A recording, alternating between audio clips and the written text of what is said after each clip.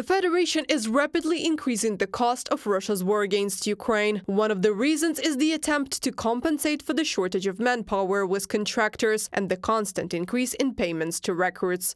This has led the Russian MOD to increase SING on bonuses in August 2024 and increasingly expensive recruitment strategy for Russia. Estimates suggest military personnel payments amount to around 9% of federal spending in the year to June 2024, UK Ministry of Defense on social network X.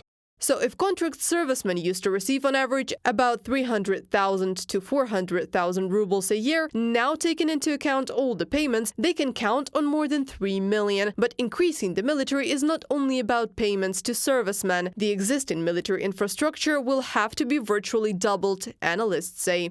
Each new division, Russians analytics forecast the need for 5 four-story barracks, 5 to 10 family housing buildings, and other on-base amenities. The associated cost could end up being prohibitive, as they would put even more strain on a defense budget, already trying to finance rearmament. Dara Masiscott, senior fellow at the Carnegie Endowment for International Peace, from the Carnegie Endowment report. In the first half of 2024 alone, Russia spent more than 5 trillion rubles from its budget on the war against Ukraine. For comparison, that's 18 annual budgets of the National Healthcare Program or 90 annual budgets of an ordinary Russian region. On average, the Kremlin spends 29 billion rubles a day on the war. The Carnegie Endowment believes that Russia's total defense spending, taken into account the increased spending on military payments and equipment restoration in 2024 to 2026, could reach 13 trillion rubles a year and exceed 7% of its GDP.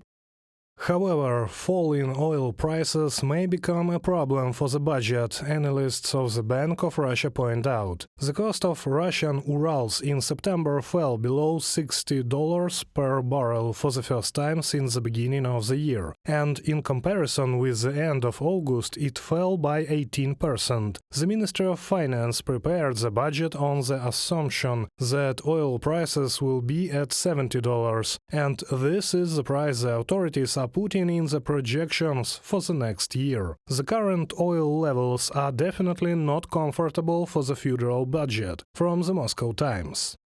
The expansion of the army will lead to an even greater labor shortage in the Federation, experts believe.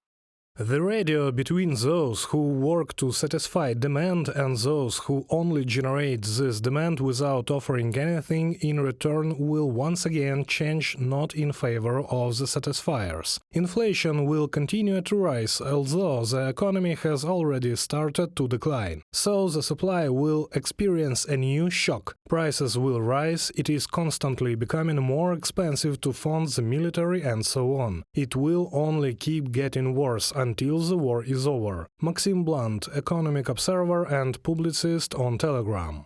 There is another question. How will the Kremlin recruit so many soldiers? After all, even the increase in salaries has not made people storm the Russian military enlistment offices with an intent to sign a contract with the Ministry of Defense. Obviously, we should not expect a significant increase and replenishment. As for the mobilization, this topic is currently being actively discussed in Russia. There is an opinion that by the beginning of winter this issue will become quite acute. Experts agree that Putin's only chance to increase the size of the army is to announce a second wave of mobilization. Reported by Anastasia Tarnavska, Yulia Granovska, UATV News.